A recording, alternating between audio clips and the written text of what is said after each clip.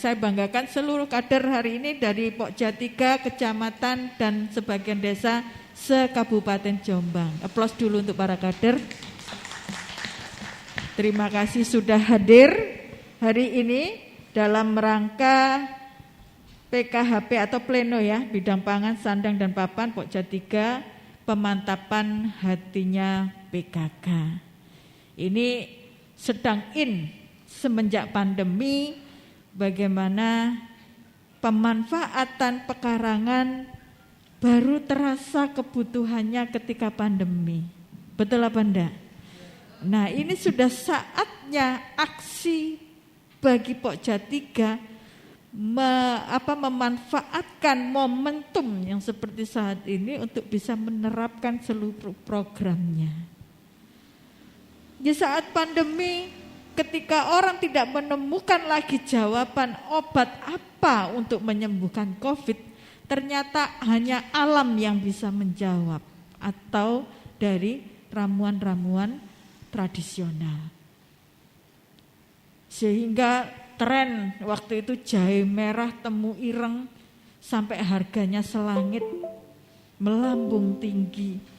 Bahkan yang namanya kapulaga itu 1 kilo sampai pernah tembus 450.000. Bayangkan kalau itu dari dulu hatinya PKK ini sudah benar-benar dimulai dari zaman dulu. Di masa pandemi ini bagaimana panen betul, panen raya harusnya. Tetapi bagaimana ketidakmampuan kita menerapkan program hatinya PKK yang bisa serentak menyeluruh ke masyarakat ini belum terlaksana. Sehingga di masa pandemi ini kita tidak menikmati, bahkan kebingungan ketika harus mencari bahan itu. Padahal dalam hatinya masing-masing pasti mikir lah, yo tanduran yo gampang ditandur. Tetapi kita mengabaikan ketika kita butuh di momen-momen seperti ini, baru kita merasakan penyesalan yang luar biasa.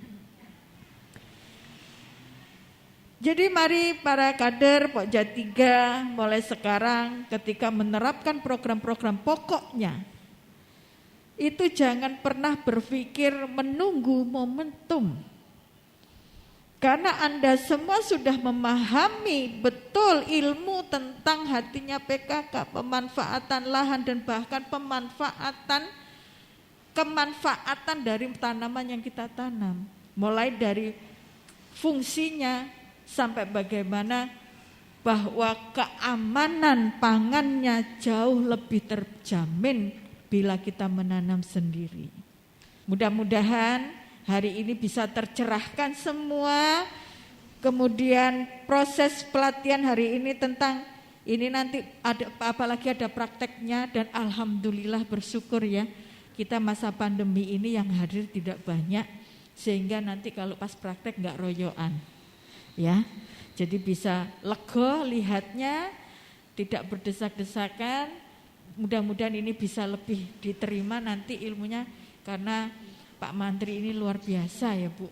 Pengetahuan tentang tanaman ini luar biasa.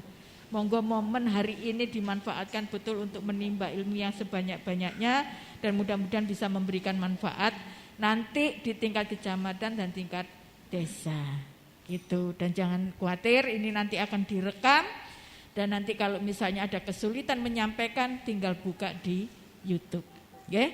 Akhirnya selamat mengikuti kegiatan, dan terima kasih juga kepada Pokja 3 Kabupaten Jombang yang sudah memfasilitasi kegiatan hari ini.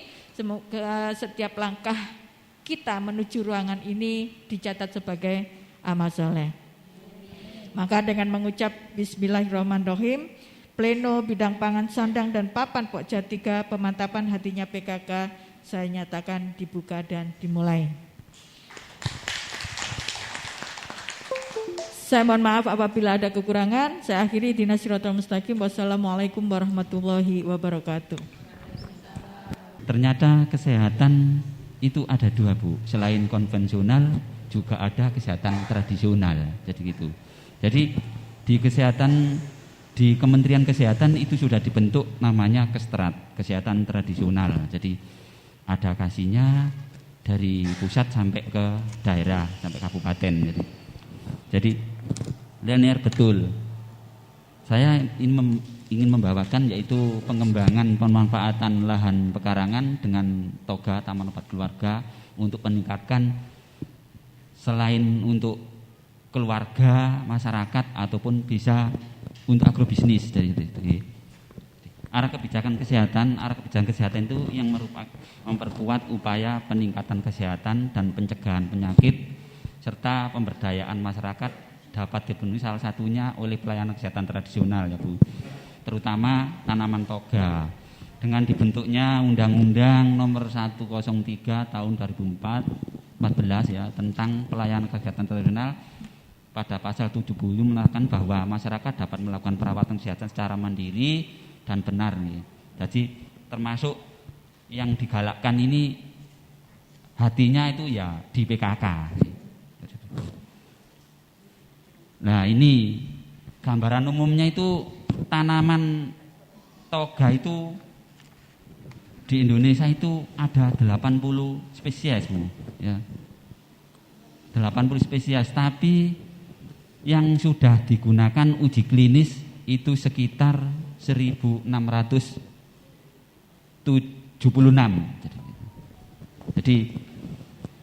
Jadi 80 spesies ini tersebar di berbagai tempat, antara lain di pegunungan, di lereng hutan maupun di perkotaan yang kita tanam di wilayah seperti di kebunnya PKK.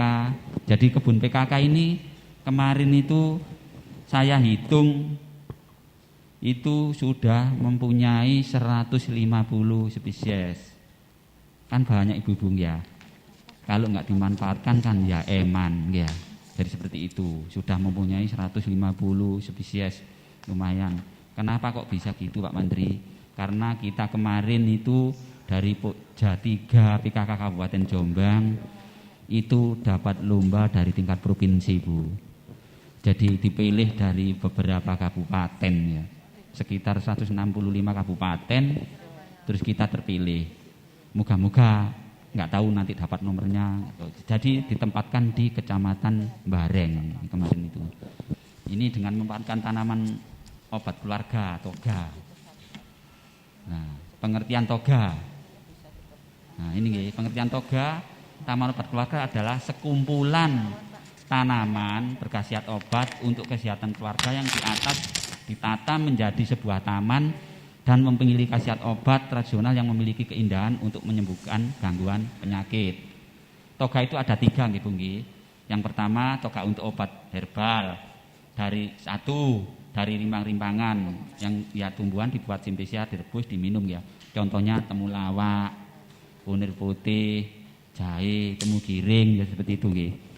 Jadi pada musim Covid ini, pandemik ini kan kalau kena Covid kita ada obatnya dari jahe sebenarnya Bu, itu tidak mengobati Covid-nya. Jadi umpamanya kita minum jahe, itu meningkatkan imun tubuh kita. Jadi kalau imun tubuh kita itu menjadi bagus, baik, insya Allah tidak akan kena virus corona, jadi seperti itu. Jadi sebenarnya corona itu belum ada obatnya, jadi seperti itu nggih. Cuma yang kita bentuk imun tubuh kita melalui umpamanya temulawak, kunir putih, temu giring seperti itu. Ini yang toga obat itu dari rimpang-rimpangan ya. Terus kalau yang kedua toga gizi. Nah, toga gizi itu fitonutrinnya dalam arti luas adalah segala jenis zat kimia atau nutrisi yang diturunkan dari sumber tumbuh-tumbuhan termasuk buah dan sayur. Ini yang lagi marah ini daun kelor gitu nggih. Daun kelor dan daun katu. Kenapa sih kok daun kelor itu marak ya? Ternyata daun kelor itu kandungan gizinya itu, nutrisinya itu lengkap. Sampai-sampai dijuluki daun dewa ya. Obat dewa. Jadi seperti itu. Sebenarnya daun kelor itu bukan untuk mengobati Bu, kalau diminum. Saking lengkapnya. Vitamin C-nya aja 7 kali daripada jeruk. Kalsiumnya 7 kali daripada pisang. Contoh kecilnya itu. Jadi ada pepatah mengatakan dunia tidak selebar daun kelor. Lah nek dunia selebar daun kelor manci enang ndi. Itu hanya kata kiasan nggih. Jadi gini.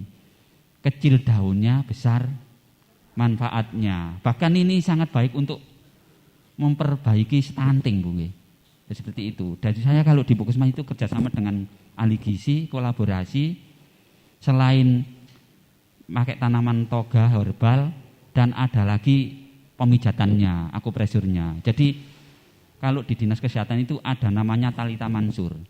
Tangani makan gizi balita dan ditambah dengan akupresur untuk mencegah stunting. Jadi saya berjanji untuk ibu-ibu PKK Pokja 3, nanti saya bisa mengisi kalau ada pertemuan-pertemuan ataupun apapun jenengan kepingin mengetahui manfaat tanaman toga, kandungannya, jenis daunnya. Nah, nanti saya siap ibu-ibu nggih. Enggak apa-apa, boleh langsung konsul via konsul lewat WA, walaupun langsung pribadi boleh, enggak apa-apa nggih. Kita memang diwadahi di PKK sini. Saya ditugaskan di sini itu hari Selasa sama Kamis, Bu nggih. Jadi seperti itu. Jadi yang toga gizi itu daun kelor dan saya membawa contohnya nggih, Bu nggih. Lah ini kan daun kelor, Bu. Orang zaman dulu tuh gini. Ojo mangan daun kelor, gawe ngedosi wong mati. Lah, itu mitos, Bu. Kenapa sih kok orang dulu itu, orang mati itu dimandiin dengan daun kelor, terus ilmunya rontok. Kalau katanya ada susuk rontok ya. Nah, itu menurut diteliti, menurut kuantum fisika, itu bukan mistik sebenarnya. Itu karena saking lengkapnya kandungan daun kelor. Jadi kalau kita minum, itu vitamin metabolisme dalam tubuh dari kandungan daun kelor itu ini bersatu. Memperbaiki sistem organ, terutama jaringan sel. Sel itu kan buka nutup gini ya. Yang normal itu kerjanya sel itu buka nutup. Kalau 1 bulan itu kalau mati tumbuh 1 mili.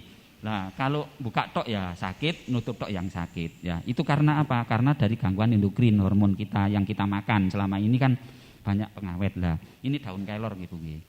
Ini manfaatnya sangat banyak, nggih. Bisa untuk sayur asem, sayur bening ya, Bu nggih. Ya. Nggih, bobor. Nah, saking untuk ada bahkan ada teh daun kelor, nggih bisa dimanfaatkan. Ada untuk puding daun kelor ya, dibuat bubuk ya. Nanti ada caranya. Jadi seperti itu nggih. Kalau daun katu satu itu mengandung prolaktin ya. Jadi prolaktin itu satu bisa meningkatkan imun tubuh terutama kaum hawa. Jadi kalau jenengan sering konsumsi daun katu, insya Allah tidak akan mudah kena kanker atau CA mama. Jadi itu loh, luar biasa kan Bu ya. Jadi itu. Makanya pada zaman dulu itu kalau habis melahirkan tidak bisa mengeluarkan air ASI, disuruh konsumsi daun katu ya. Di sayur kunci, dibotok ataupun direbus atau pelajari seperti itu. Oke. Jadi itu. Daun katu luar biasa juga mengandung prolaktin. Seperti itu. Toga untuk estetika, kecantikan nggih, Bu nggih. Jadi toga kecantikan itu seperti daun kemuning ya. Nah, seperti itu nggih. Terus bunga melati seperti itu ya. Terus ini ada yang namanya pecut kuda, ini untuk radang tenggorokan, musimnya Covid ini bisa diambil ya. Ini pecut kuda, satu untuk radang tenggorokan. Kalau anak ibunya atau anaknya kena amandel, jenengan rebuskan ini diminum, kempes Bu, nggak usah operasi. Ini Daya Waria sudah bikin, namanya lamandel, di apotek ada ya. Ini pecut kuda, Lastia satiska ya namanya. Jadi seperti itu. Nah ini lanjut lagi. Nah ini kita harus memahami jenis tanaman obat secara umum, pengenalan dalam hal ini terutama dilihat dari efek farmakologisnya yang ditimbulkan tanaman tersebut nggih. Penggunaannya sebagai obat, dosis dan cara serta pemahaman. Lagi nggih. Nah ini tanaman obat untuk pengobatan dapat dilihat dari fungsinya antara lain sebagai antiinflamasi, peradangan, antioksidan. Nah ini kandungannya Bu nggih. Jadi dari salah satu tanaman obat herbal ini ada kandungan-kandungan ya seperti ini jinco namanya ya. Jinco ini nanti kita buat tahu ya. Ada 2 yang untuk istilahnya jinco untuk janggelan itu dikeringkan dulu, kalau ini Bu ya digunakan langsung. Terus ini bunga telang. Sangat luar biasa bunga telang ini. Ini untuk minuman, ini mengandung antioksidan tinggi. Minuman tanpa pewarna, bayangkan ya. Jadi seperti itu. Warnanya bagus, Bu, nggih. Perwarna bukan warna buatan, jadi seperti itu. Ini menyegarkan, mencegah sariawan, mencegah panas dalam. Jadi tanamannya juga enak gitu tumbuhnya. Jadi seperti itu, bagus. Nah, ini memahami penggunaan tanaman obat, waktu pengumpulan pemetikan, terus kriteria panen, daun, pucuk, ya, sewaktu tanaman berbunga dan sebelum berbuah. Lanjut lagi, lah ini bunga sebelum atau segera setelah bunga mekar.